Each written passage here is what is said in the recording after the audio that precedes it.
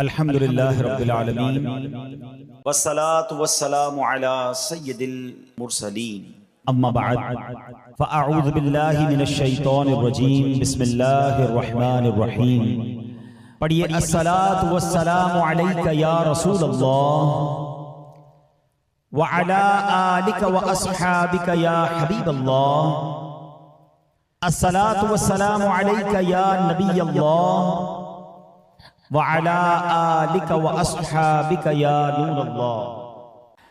درود پاک پڑھنے کے بے شمار فضائل و برکات ہیں۔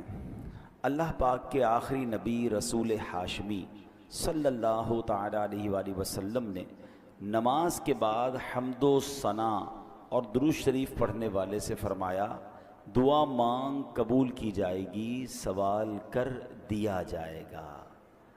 تو پتہ یہ چلا کہ جب بھی نماز سے فارغ ہوں تو اللہ پاک کی حمد و ثنا کر کے، جیسے ہم کہتے ہیں نا الحمدللہ رب العالمین والصلاة والسلام علی خاتم النبیین، یہ کوئی بھی خطبے کے الفاظ جس میں اللہ کی حمد بھی ہو، اللہ کی ثنا بھی ہو، اور اس کے بعد درود پاک پڑھ لیں، یعنی یہ اگر آپ نے نماز کے بعد کام کر لیا اور اب دعا مانگیں تو کیسی قبول ہوتی ہے کہ نبی پاک نے کیا فرمایا کہ دعا مانگ قبول کی جائے گی، سوال کر دیا جائے گا۔ تو یہ خاص پھر قبولیت کا وقت ہو جاتا ہے۔ اور ویسے بھی جمعہ کا دن ہے، آج مبارک دن ہے، اور ہم کوشش کرتے ہیں کہ ہر جمعے کو یہ حدیث پاک ایک بار پھر سن لیا کریں کہ اللہ کے نبی علیہ الصلوۃ والسلام نے فرمایا، جس کا مضمون ہے کہ جو کوئی شخص جمعہ کے دن مجھ پر 200 بار درود پاک پڑھے اس کے 200 برس کے گناہ معاف کر دیے جاتے ہیں۔ تو خاص درود پاک پڑھنے کا دن ہے، تو کثرت کے ساتھ درود پاک پڑھتے رہا کریں۔ آئیے مل کر محبت کے ساتھ بآواز بلند درود پاک پڑھ لیں۔ صلو علی الحبیب صلی اللہ تعالی علی محمد صلی اللہ علیہ وسلم۔ دعائیں ہوتی ہیں مقبول اس وسیلے سے، خدا کی خاص عنایت درود پاک سے ہے۔ ازل کے دن سے میرے مصطفیٰ کے چرچے ہیں، تمام دہر پہ رحمت درود پاک سے ہے۔ اللہ درود پاک سے سچی محبت عطا فرمائے۔ جمعہ کا جو بیان ہوتا ہے اس میں الحمدللہ ہم قرآن کی باتیں، قرآن کریم فرقان حمید کی کچھ آیتیں، پھر اس کے بعد اس کا ترجمہ اور اس سے ملنے والے میسج کو سمجھنے کی کوشش کرتے ہیں۔ آج قرآن پاک کی جو آیت ہے، میں اگر یہ کہوں تو غلط نہ ہوگا کہ قرآن کی اگر مشہور ترین آیتوں میں سے ایک آیت ہے، ویری امپورٹنٹ اور بہت کمال کی آیت ہے۔ پارہ نمبر 2 ہے، سورہ بقرہ ہے، اور آیت نمبر ہے 154۔ اللہ کریم قرآن مجید میں ارشاد فرماتا ہے، وَلَا تَقُولُوا لِمَن يُقْتَلُ فِي سَبِيلِ اللَّهِ أَمْوَاتٌ بَلْ أَحْيَاءٌ وَلَٰكِن لَّا تَشْعُرُونَ۔ بڑی کمال کی آیت۔ اس کا ترجمہ کیا ہے؟ آسان ترجمہ قرآن کنز العرفان۔ اور جو اللہ کی راہ میں مارے جائیں انہیں مردہ نہ کہو، بلکہ وہ زندہ ہیں لیکن تمہیں اس کا شعور نہیں۔ انشاءاللہ اس آیت کے بارے میں جانیں گے، کچھ ذکر کرتے ہیں کربلا والوں کا، اور پھر اسی آیت کے تحت اس میں کچھ بات بھی کریں گے۔ روایت میں ہے کہ جنگ صفین کا موقع تھا، مولا کائنات مولا علی شیر خدا کرم اللہ تعالی وجہ الکریم میدان کربلا سے گزرے۔ یاد رہے یہ کربلا سے بہت پہلے کا واقعہ ہے۔ امام حسین کی جب شہادت ہوئی تو مولا علی تو پہلے ہی شہید ہو چکے تھے، تو یہ بہت پہلے کا واقعہ۔ اسی مقام سے ایگزیکٹلی اس میدان سے جب حضرت علی گزرے تو آپ نے وہاں نماز فجر ادا کی اور اس کی مٹی کو اٹھا کر سونگھا، اور پھر درد بھرے لہجے میں کہا، یہ وہ جگہ ہے جہاں ایک جماعت شہید کی جائے گی، وہ سب کے سب بغیر حساب کے جنت میں داخل ہوں گے۔ سبحان اللہ، کیا شان ہے شہدائے کربلا کی۔ اس روایت سے مولا علی شیر خدا کرم اللہ تعالی وجہ الکریم کو اللہ کی عطا سے جو علم غیب عطا کیا گیا تھا وہ بھی معلوم ہو رہا ہے، اور یہ واقعہ تو ابھی سالوں بعد ہونا ہے، لیکن مولا علی نے پہلے بتا دیا۔ چاہیں تو اشاروں سے اپنے کایا ہی پلٹ دیں دنیا کی، یہ شان ہے خدمت گاروں کی، تو سرکار کا عالم کیا ہوگا۔ اچھا، یہاں یہ بھی پتہ چلا کہ اس میدان پہ کربلا والے امام حسین اور ان کے خاندان والے آئیں گے، شہید ہوں گے، اور سب کے سب بلا حساب جنت میں جائیں گے۔ یہ بھی ان کا مقام پتہ چل رہا ہے۔ اب آتے ہیں آیت کریمہ کی طرف۔ اب کربلا میں شریک ہونے والے خوش نصیب حسینیوں کے بڑے بڑے فضائل ہیں. ان میں بعض تو صحابہ تھے، اور ہمارا سچا پکا عقیدہ ہے کہ ہر صحابی جنتی ہے. پھر اس لشکر حسین میں صحابہ بھی تھے، تابعین بھی تھے، یعنی وہ خوش نصیب تھے کہ جنہوں نے صحابہ کرام علیہم رضوان کی صحبت پائی. یہ بھی بڑے اونچے رتبے والے تھے. پھر ان کا امام عالی مقام امام حسین کے ساتھ کربلا میں شریک ہونا، آپ پر اپنی جانیں قربان کرنا، یہ ایک اور عظیم فضیلت بنتی ہے. اللہ اکبر. اور پھر انہیں ایک اور بڑا مرتبہ کیا ملا کہ اللہ کریم نے انہیں شہادت عطا فرمائی. شہادت بہت بلند مرتبہ ہے، جیسا کہ ہم نے بھی قرآن پاک کی آیت میں سنا، وَلَا تَقُولُوا لِمَن يُقْتَلُ فِي سَبِيلِ اللَّهِ أَمْوَاتٌ بَلْ أَحْيَاءٌ وَلَٰكِن لَّا تَشْعُرُونَ. اور جو اللہ کی راہ میں مارے جائیں انہیں مردہ نہ کہو، بلکہ وہ زندہ ہیں لیکن تمہیں اس کا شعور نہیں. اب ذرا غور کیجئے، شہیدوں کی شان کیسی نرالی ہے. آدمی راہ خدا میں جہاد کرتے ہوئے لڑتے ہوئے مارا گیا، وفات ہو گئی، سر کٹ گیا، روح بدن سے نکل گئی، اسے کفن پہنایا، اس کی نماز جنازہ پڑھی، قبر میں اتارا. ظاہری آنکھیں دیکھ رہی ہیں کہ جناب آدمی کا انتقال ہو گیا ہے، مگر قرآن کیا کہہ رہا ہے؟ فرمایا خبردار یہ شہید ہیں، یعنی ہرگز مردہ نہ کہو بلکہ یہ زندہ ہیں، تمہیں شعور نہیں ہے. ہے نا عجیب بات؟ بھائی آنکھیں کہ دیکھ رہی ہیں کہ انتقال ہو گیا ہے، کفن پہنایا، جنازہ ہوا، قبر میں اتار دیا. بلکہ ایک اور قرآن کی آیت میں کیا ارشاد ہوتا ہے؟ وَلَا تَحْسَبَنَّ الَّذِينَ قُتِلُوا فِي سَبِيلِ اللَّهِ أَمْوَاتًا. قرآن کہتا ہے جو اللہ کی راہ میں شہید کیے گئے ہرگز انہیں مردہ خیال نہ کرنا. اللہ اکبر. یعنی کہنا تو دور کی بات ہے، اپنے دل میں بھی شہید کو مردہ بھی سوچنا بھی نہیں ہے. دو آیتیں یاد رکھیے کہ ایک جگہ کہا کہ انہیں مردہ نہ کہو، یہ زندہ ہیں، تمہیں شعور نہیں ہے. دوسری جگہ فرمایا ان کے بارے میں مرنے یعنی موت کا، یعنی یہ مردہ ہو گئے، اس بات کا خیال بھی دل میں نہیں لانا ہے. اللہ اکبر. کیوں؟ کیونکہ یہ دنیا سے چلا گیا ہے، اللہ پاک کے ہاں اب بھی زندہ ہے، اسے رزق دیا جاتا ہے. اب ذرا آگے چلتے ہیں. ڈاکٹر اقبال نے ایک سمجھ لے کہ بہت پیاری تشریح زندگی کی ہے. وہ لکھتے ہیں برتر از اندیشہ سود و ضیاء ہے زندگی، ہے کبھی جاں کبھی تسلیم جاں ہے زندگی. مطلب کیا ہے کہ یعنی زندگی نفع و نقصان سے بڑھ کر کوئی چیز ہے. سانسیں لیتے رہنا بھی زندگی ہے، اور اللہ پاک کے نام پر سر قربان کر دینا بھی زندگی ہے. موت کو سمجھے ہیں غافل اختتام زندگی، موت کو سمجھے ہیں غافل اختتام زندگی، ہے یہ شام زندگی صبح دوام زندگی. یعنی یہ غافل لوگ سمجھیں کہ بھئی موت ہو گئی تو زندگی ختم ہو جائے گی. نہیں، بلکہ موت زندگی کا اختتام نہیں ہے. ہاں، موت ایک موڑ ہے جہاں سے بندہ فانی زندگی سے نکل کر دائمی اور حقیقی زندگی کا آغاز کرتا ہے. اور یہی ہمارا عقیدہ ہے. ہم اس دنیا میں ایک فانی زندگی گزارنے آئے ہیں. اصل تو جو دائمی ہماری زندگی ہے، ہمیشہ رہنے والی زندگی ہے، جو لمبا عرصہ رہنا ہے، وہ تو آخرت کا ہے. یہاں تھوڑا ٹائم آئے ہیں. پرابلم پتہ کیا ہے کہ ہم اس تھوڑے ٹائم کی فکر زیادہ کر رہے ہیں، اور جو بڑا ٹائم ہے اس کی فکر چھوڑ دی ہے. مثال کے طور پہ آپ دیکھیں نا کہ کچھ لوگوں سے پوچھا جائے کہ یار میں نے ایک جگہ، اب مثال کے طور پہ آپ جاتے ہیں کہیں ٹریول پہ جاتے ہیں 1 مہینے کے لیے، 15 دن کے لیے، تو آپ 15 دن 1 مہینے کے لیے جا کر وہاں گھر تو نہیں خریدتے نا. آپ کرائے کا گھر لے لیں گے، آپ ہوٹل میں رہ لیں گے، ٹھیک ہے نا. 1-2 بیگ ساتھ لے جائیں گے، پورا گھر اٹھا کے تو نہیں لے جائیں گے. کیوں؟ آپ کہیں گے واپس تو یہیں آنا ہے نا. اصل تو میرا گھر یہ ہے، میں تو ٹریولر کی حیثیت سے، بندہ کرائے کے گھر میں زیادہ خرچ نہیں کرتا. کہتا ہے یار گھر کرائے کا ہے، اتنا سارا اس کے اوپر لگا دوں گا، میرا تھوڑی ہے، میرے تو چھوڑ کے چلے جانا ہے، کچھ عرصے کے لیے آیا ہوں. کراچی میں بھی کچھ لوگ ایسے ہوتے ہیں جو دیگر شہروں سے جاب کرنے آتے ہیں، کاروبار کرنے آتے ہیں، مگر اصل ان کا دھیان کیا ہوتا ہے کہ میری فیملی گاؤں میں ہے یا فلاں علاقے میں ہے، میں نے وہاں جانا ہے، میں نے گھر بھی بنانا ہے تو وہاں بنانا ہے، کیونکہ میرا مستقل ٹھکانہ یہ نہیں ہے. دنیا میں یہ ساری لاجک سمجھ آتی ہیں، مگر یہ کیوں نہیں سمجھ آتا کہ ایکچولی یہ پوری دنیا ہی میرا ٹھکانہ نہیں ہے. میں یہاں مسافر کی حیثیت سے ہوں. کوئی 50 سال کے لیے آیا ہے، کوئی 60 سال کے لیے آیا ہے، کوئی 70 سال کے بعد چلا جائے گا. ماں باپ کی دعا لگ گئی تو 80-100 سال اس کے بعد تو چلا ہی جائے گا نا.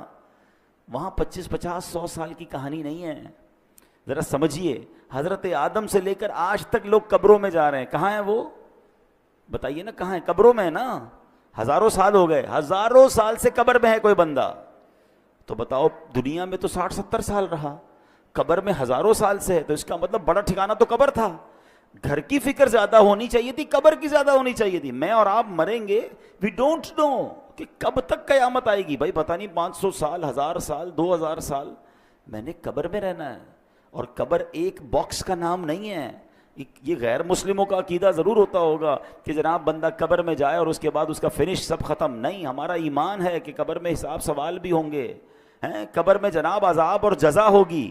نبی پاک علیہ الصلوۃ والسلام نے واضح طور پر فرمایا، میرا ایمان، میں نے کلمہ پڑھا اپنے نبی علیہ السلام کا، ان کا فرمان میرے لیے آخری دلیل.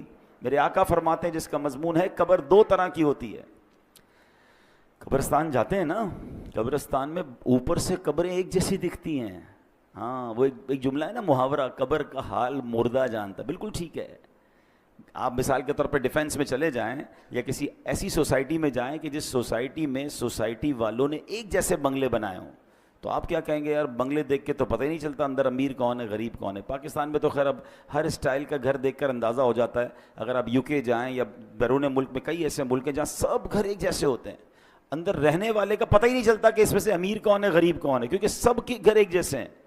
بالکل اسی طرح قبرستان ہوتا ہے، سب کی قبریں اوپر سے ایک جیسی دکھتی ہیں، مگر ہمیں نہیں پتا کہ کس کی قبر میں عذاب ہو رہا ہے، کس کی قبر جنت کا باغ بنی ہوئی ہے. میرے نبی علیہ الصلوۃ والسلام نے فرمایا نا کہ قبر 2 طرح کی ہوتی ہے. دیر از نو تھرڈ آپشن. ہاں، ایک اور بات سمجھیے، کراچی کی بات کر لیتے ہیں. کراچی میں رہنے کے کتنے سارے آپشنز ہیں، کتنی ساری کیٹیگریز بنتی ہیں. اگر غور کریں، کچھ لوگ ہیں جو روڈ پہ سوتے ہیں، غریب ہیں بیچارے، گھر نہیں ہیں. ایسے بھی آپ کو لوگ کراچی میں ملیں گے. کچھ لوگ ہیں جو بیچارے جھونپڑیوں میں رہتے ہیں، ان سے اوپر ہیں مگر بہت غریب ہیں، بیچارے جھونپڑیاں بنا کے رہتے ہیں. اور اوپر جائیں تو کچھ لوگ ہوں گے جو غریب علاقوں میں رہتے ہیں، جس کو ہم لوور کلاس کہتے ہیں. ٹھیک ہے. پھر اس کے بعد اس سے تھوڑا سا بہتر علاقہ آ جائے گا تو اس کو لوور مڈل کلاس کہتے ہیں. ٹھیک ہے. پھر اس کے بعد مڈل کلاس کے علاقے آتے ہیں. اوپر چلیں تو اپر مڈل کلاس ہے. پھر اس کے بعد اپر کلاس ہے، اور آگے جائیں تو کہتے ہیں ایلیٹ کلاس ہے. یہ کتنے کیٹیگری بن گئی ہیں. کراچی میں میرے حساب سے 15 لاکھ کے گھر میں بھی کوئی رہتا ہے اور 150 کروڑ کے گھر میں بھی کوئی رہتا ہوگا. کتنا فرق ہے نا. تو کیٹیگریز ہیں، مگر قبر میں 2 ہی کیٹیگریز ہیں، یہ سمجھنا ہے. نبی پاک نے فرمایا 2 کے علاوہ تیسری نہیں ہے. 2 قبر 2 طرح کی ہوتی ہے. اب میں نے اور آپ نے چوز کرنا ہے اسی زندگی میں لائف اچھی گزار کر کے ان 2 میں سے کون سی کیٹیگری میں جانا ہے. آقا فرماتے ہیں یا تو جنت کے باغوں میں سے ایک باغ ہوتی ہے، یا تو دوزخ کے گھڑوں میں سے ایک گھڑا. اب پلیز اس بات کو ریئلائز کیجئے، میں ادھر ہمیشہ نہیں رہوں گا. میرا پہلا ٹھکانہ قبر ہے، وہ تو اچھی بنے، 2 میں سے ایک ہی بنے گی نا، یا تو جنت کا باغ یا جہنم کا گھڑا. فیصلہ کیسے ہوگا؟ فیصلہ اس لائف سے ہوگا کہ جو دنیا میں 50 60 70 سال گزار کر لائے، وہ ایسی گزاری کہ اللہ راضی، اس کے حبیب راضی، تو پھر تو جنت کے مزے ہیں قبر میں، پھر تو ٹینشن ہی نہیں ہے. حدیث پاک کے ایک الفاظ ہیں بڑے پیارے ہیں کہ جب اللہ کا نیک بندہ قبر میں جاتا ہے نا، جیسے رب راضی ہو، تو پتہ ہے اس کو فرشتے آ کے کیا کہتے ہیں؟ نم کا نومۃ العروس، سو جا کہ جیسے دلہن سوتی ہے، سکون سے. ہاں، جنت کی کھڑکی کھل جائے اور وہ مزے میں.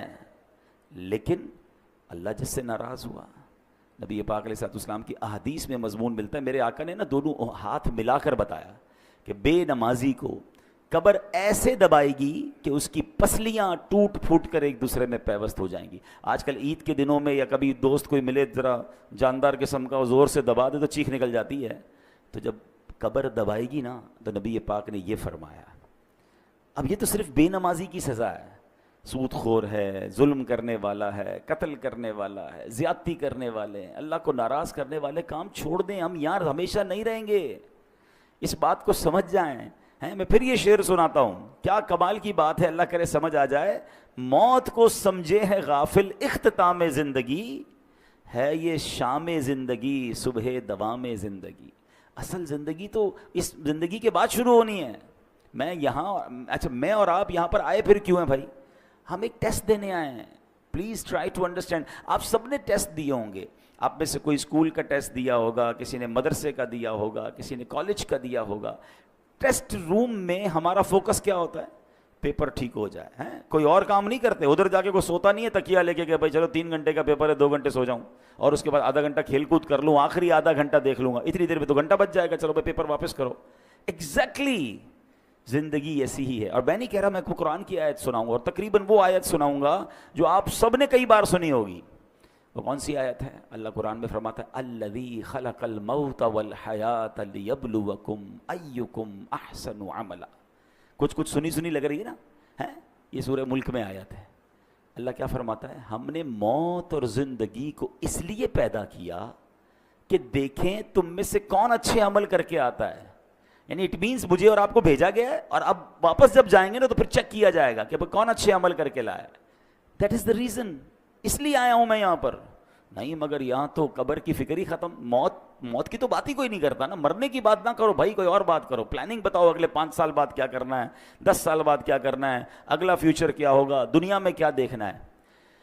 اچھا میرے اللہ نے دنیا بھی بڑی اچھی بنائی ہے, ہمیں دنیا میں انجوائے کرنے سے منع نہیں کیا, ہمیں کھانے پینے گھومنے پھرنے فیملی کو ٹائم دینے سے منع نہیں کیا, مگر اس میں کنڈیشن ایک ہی رکھی گئی ہے, یہ سب کام کرنے ہیں حرام کام سے بچ کر.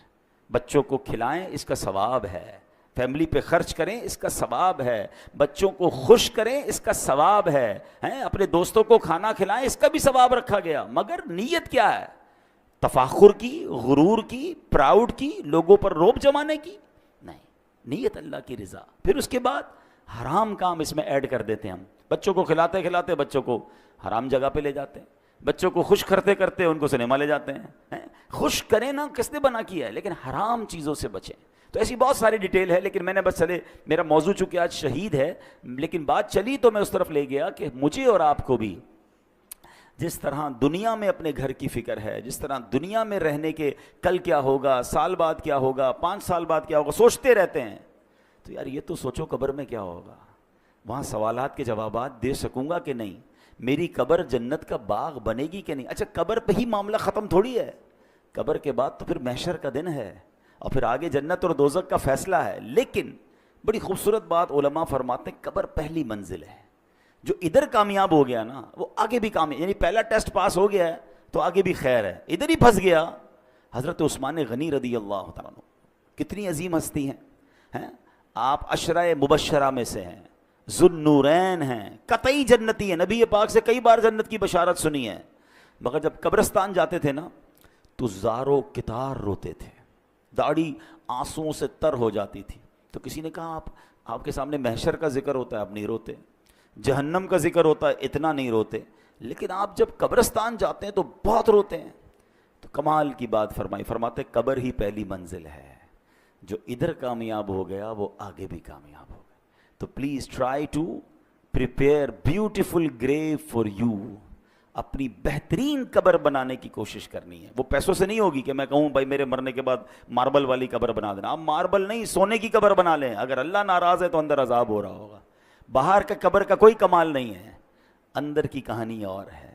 اللہ کرے یہ بات مجھے بھی سمجھ آ جائے, یہ بات آپ کو بھی سمجھ آ جائے. اب امام حسین رضی اللہ تعالیٰ عنہ کی بات چل رہی ہے, شہیدوں کی بات چل رہی ہے. حضرت زید بن ارقم رضی اللہ تعالیٰ عنہ, شہید زندہ ہوتا ہے نا. اب ذرا سنیے گا واقعہ, میں امام حسین کا واقعہ سنانے لگا ہوں. صحابی رسول ہیں حضرت زید بن ارقم, کہتے ہیں جب یزیدی لشکر نے ظلم پہ ظلم ڈھایا کہ امام عالی مقام کے سر انور کو معاذ اللہ جب نیزے پر اٹھا لیا گیا, شہید کر کے سر مبارک کو معاذ اللہ کٹ کر کے اب نیزے پر اٹھا کر اسے گلی گلی لیے پھرتے تھے. اللہ اکبر. وہ سمجھتے تھے کہ ہم ان کو معاذ اللہ ان کی عزت ختم کر رہے ہیں, بلکہ یہ نیزے پر سر مبارک کو لے کر گھومنا بھی ان کی عزتوں کو بڑھا رہا تھا. کیا خوبصورت بات شاعر لکھتے ہیں نا, سر شہیدان محبت کے ہیں نیزوں پر بلند, اور اونچی کی خدا نے قدر و شان اہل بیت. تو وہ کہتے ہیں کہ جب میں نے دیکھا کہ امام حسین کے سر کو لے جایا جا رہا ہے تو میں اپنے مکان کے اوپر والے حصے میں تھا, بالا خانے میں تھا. تو بدبخت یزیدی جب حضرت امام حسین کے سر انور کو لے کر جا رہے تھے نا, تو میں نے امام حسین کے منہ مبارک سے یعنی سر سے تلاوت کی آواز سنی اور آپ یہ آیت پڑھ رہے تھے سورہ کہف کی، ام حسبت ان اصحاب الکہف ام حسبت ان اصحاب الکہف والرقیم کانوا من آیاتنا عجبا، کیا تمہیں معلوم ہوا کہ پہاڑی، غار اور جنگل کے کنارے والے وہ ہماری نشانیوں میں سے ایک عجیب نشانی تھے۔ اللہ اکبر۔ عبادت ہو تو ایسی ہو، تلاوت ہو تو ایسی ہو، سرے شبیر تو نیزے پہ بھی قرآن سناتا ہے۔ یہاں امام حسین کے چاہنے والوں کو ایک میسج بھی ہے کہ میرے امام تو تلوار پر، نیزے پر بھی قرآن پڑھتے تھے، اور آج پنجتن کے غلام کہلانے والوں کو کیا قرآن پڑھنا آتا ہے؟ اور پھر آتا ہے تو پڑھتے کتنا ہے؟ ایسا نہ کریں۔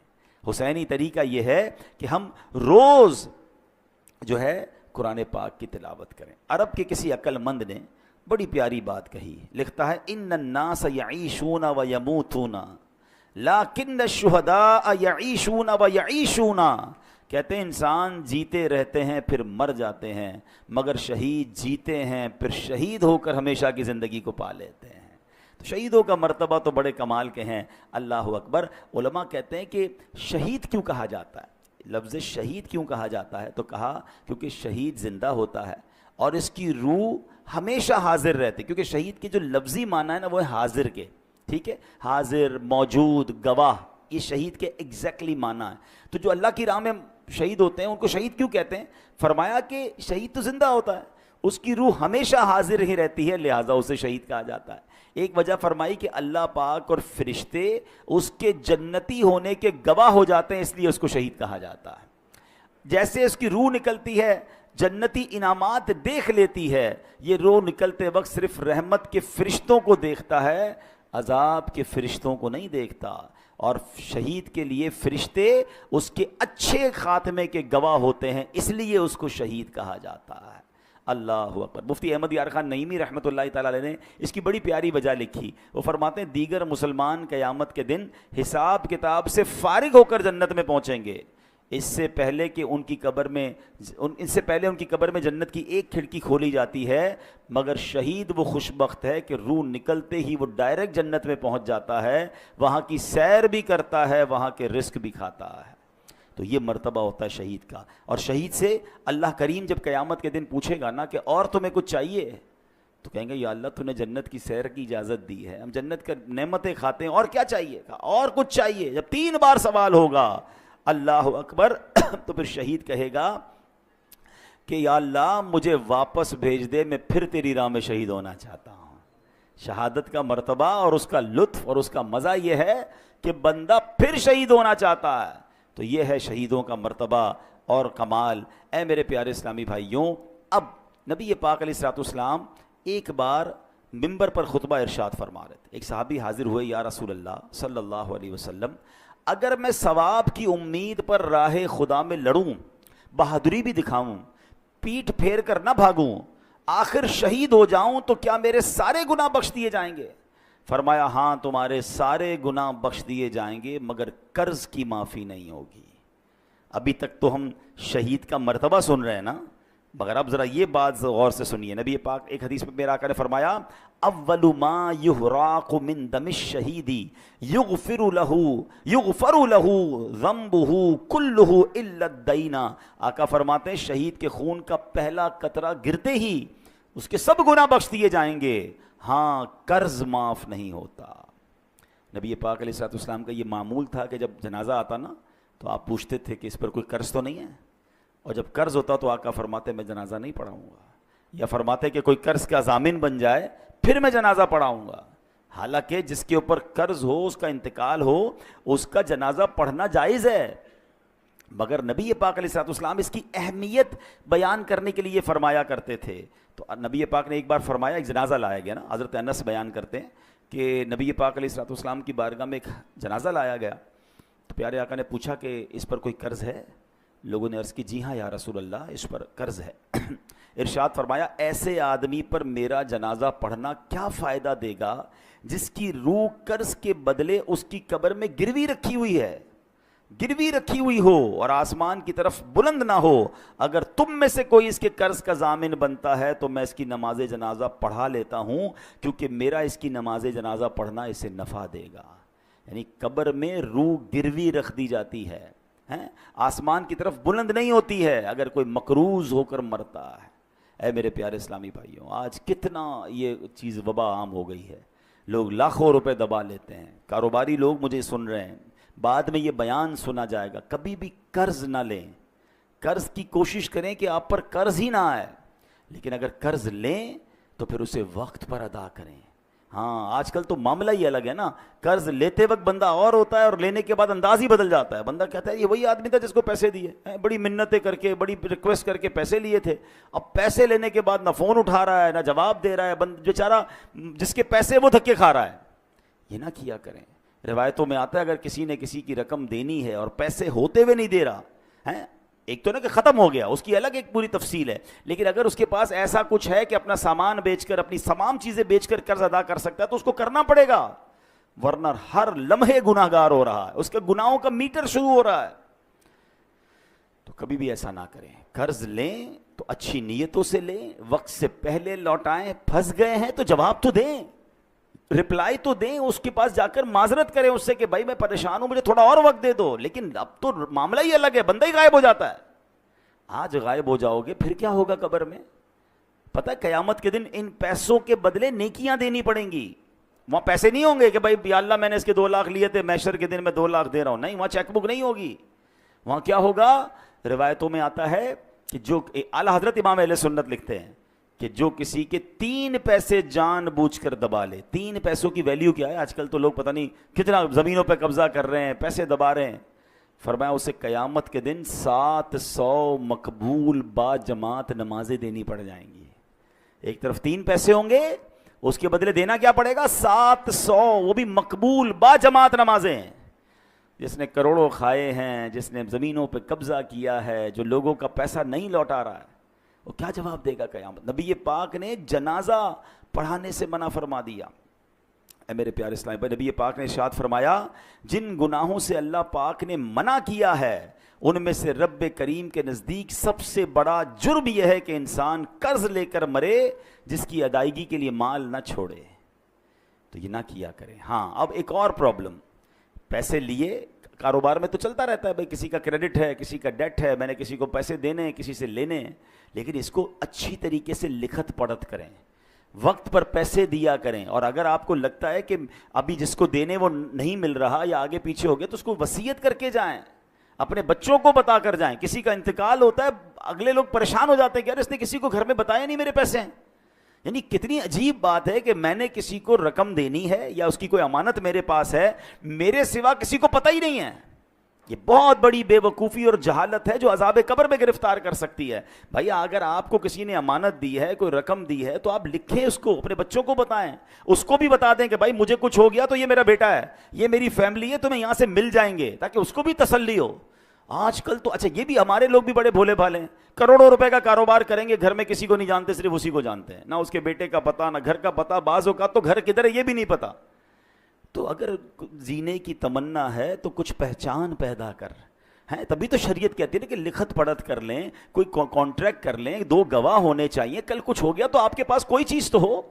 یہاں ہماری بھی غلطی ہوتی ہے، لیکن بالخصوص ان لوگوں کو سوچنا چاہیے کہ جن پر لوگوں کا آتا ہے اور انہوں نے دینے کا انتظام پراپر نہیں کیا، کیونکہ ہم تو چلے جائیں گے۔ ابھی میں نے بہت تفصیل سے بتایا کہ قبر کتنی بڑی ہماری منزل ہے۔ قبر میں اگر ہم عذاب سے بچنا چاہتے ہیں تو اپنے اوپر قرض چھوڑ کر نہ جائیں، اور اگر قرض چھوڑ کر جائیں تو اس کی وصیت ہو، اس کا انتظام ہو، اس کی سب سے پہلے دیکھیں نا، میت کے انتقال کے بعد شریعت کا حکم کیا ہے کہ اس کا مال ورثاء میں بعد میں تقسیم ہوگا، پہلے اس کا قرض ادا کیا جائے گا۔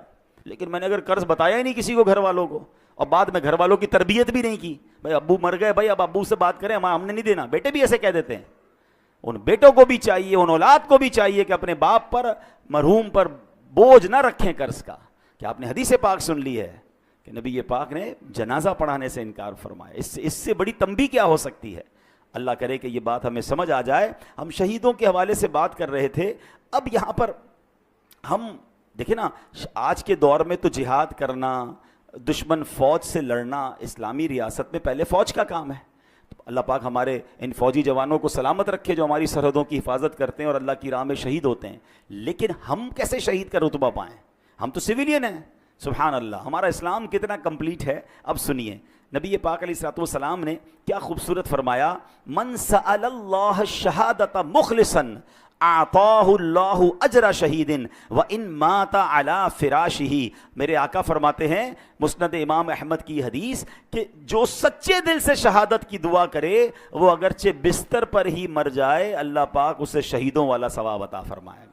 ہم دعا تو کر سکتے ہیں نا کہ اللہ مجھے شہادت والی موت عطا فرما. اچھا حضرت عمر فاروق رضی اللہ تعالیٰ عنہ کمال دیکھیں، آپ کی دعا کیا تھی، اللہم ارزقنا شہادتا فی سبیلک واجعل موتی فی بلد رسولک. اے اللہ مجھے شہادت والی تیری راہ میں موت بھی دے اور تیرے حبیب علیہ الصلوۃ والسلام کے شہر مدینے میں موت دے.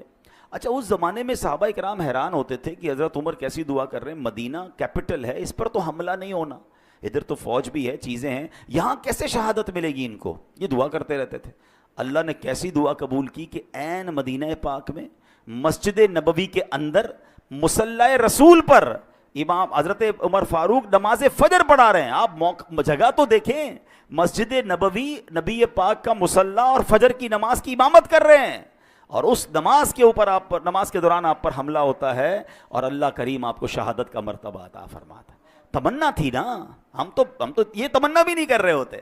تو شہید، اگر شہادت کا رتبہ، ہم دعا کریں اللہ سے، اللہ پاک کریم ہے، ہمیں موقع مل سکتا ہے. اسی طرح بہت خوبصورت ایک حدیث ہے، حضرت عبداللہ ابن عمر سے روایت ہے کہ رسول ذیشان مکی مدنی سلطان صلی اللہ علیہ وسلم نے فرمایا جو چاشت کی نماز پڑھے، ہر مہینے 3 روزے رکھا کرے، سفر ہو یا حضر، یعنی سفر میں ہو یا گھر پہ ہو، کسی حال میں بھی نماز وطر نہ چھوڑے، اس کے لیے شہید والا ثواب لکھ دیا جاتا ہے. تو یہ 3 کام غور کر سن لیں کہ چاشت کی نماز. اچھا اشراق اور چاشت بہت پیاری نمازیں ہیں، بڑے اس کے فضائل ہیں، اور یہ ہم کب پڑھ سکتے ہیں؟ جب فجر کا وقت ختم ہوتا ہے نا، آپ ٹائم ٹیبل پہ دیکھ سکتے ہیں، اس کے 20 منٹ گزرنے کے بعد آپ اشراق اور چاشت کے نوافل پڑھ سکتے ہیں. اس کے کم از کم 2 رکعتیں پڑھ لیں، زیادہ بھی پڑھ سکتے ہیں. اور سبحان اللہ اشراق و چاشت کی بڑی فضیلتیں ہیں. اور پھر یہ جو ہر مہینے 3 روزے رکھنے ہیں، اس میں اچھا یہ ہے کہ ایام 20 کے روزے رکھ لیے جائیں. ہر اسلامی تاریخ کی 13، 14، 15 تاریخ کو ایام 20 کہا جاتا ہے. ان دنوں میں اگر آپ روزے رکھ لیں گے انشاءاللہ تو سبحان اللہ یہ سنت کی ادائیگی کی نیت سے پیر کا روزہ بھی رکھ سکتے ہیں. تو یہ 3 روزے اگر اللہ کرے ہماری عادت بن جائے تو شہادت کا مرتبہ مل رہا ہے، تو اور کیا چاہیے. حضرت ابو قتادہ انصاری رضی اللہ تعالیٰ عنہ فرماتے ہیں نبی پاک علیہ الصلوۃ والسلام سے ہر پیر کے روزے کے بارے میں عرض کیا گیا کہ حضور آپ پیر کا روزہ رکھا کرتے ہیں، تو ارشاد فرمایا اسی دن میری ولادت ہوئی اور اسی دن مجھ پر وحی نازل ہوئی تھی. تو بہرحال اللہ کریم ہمیں ان نیکیوں پر عمل کرنے کی توفیق عطا فرمائے. اور آج جو ہم نے شہادت کے بارے میں سنا، اس کے بارے میں بھی، پھر قبر کے بارے میں ہم نے سنا کہ قبر کی تیاری کیسے کرنی ہے، پھر ہم نے قرض کے بارے میں سنا کہ قرض کے معاملات پر کتنا خیال رکھنا ہے. زندگی کا ایک اصول بنا لیں کہ میرے اوپر، میری ذات پر کسی کا کچھ رہ نہ جائے، جو بھی ہے ڈھونڈ کر تلاش کر کے اس کو پہنچائیں.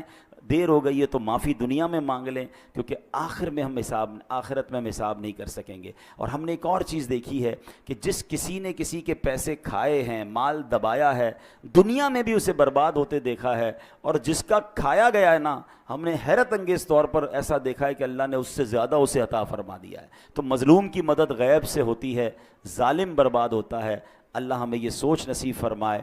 اور یہاں پر ایک آخری بات کر کے اپنی گفتگو ختم کرتا ہوں کہ ہم نے قرآن کی آیت سے اپنے بیان کو شروع کیا تھا کہ اللہ کی راہ میں شہید ہونے والے کو مردہ نہ کہو، تمہیں شعور نہیں ہے وہ اللہ کی بارگاہ میں زندہ ہیں. تو اب ذرا ٹیکنیکلی اور لاجیکلی سمجھ لیں کہ اگر کسی نبی کا امتی شہید ہو جائے، ٹھیک ہے، وہ شہید ہو جائے تو وہ اللہ کی بارگاہ میں زندہ ہے، تو پھر نبی کی جو زندگی ہے اس کا عالم کیا ہوگا.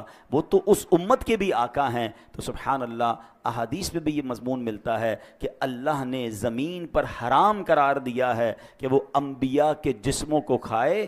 انبیاء حیات ہوتے ہیں اور وہاں انہیں رزق دیا جاتا ہے. یہ کمال ہے اللہ کی عطاؤں سے. تو بہرحال آج قرآن و حدیث کے ذریعے ہم نے یہ شہید کے فضائل سنے ہیں.